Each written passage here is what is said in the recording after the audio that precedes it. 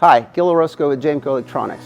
This demo highlights Meanwell's automation control enclosure, a practical innovation that transforms traditional production tracking into a fully digital process.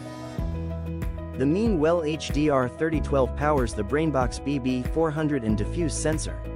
We utilized the Meanwell powered accessories for the design: the FT series, IP66 outdoor distribution box, T35 corrosion resistance DIN rails, DPT series multi-pole terminal blocks.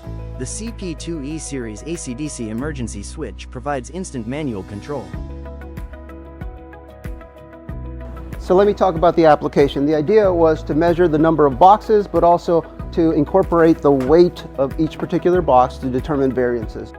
A BrainBox controller was communicating all of the sensor input in addition to the weight into our PCs to compare any variances. If this box is for whatever reason too heavy or too light, it would communicate a variance and it would alert our staff to say, hey, this particular box is off, too many pieces, too few pieces, and it would improve our customer service.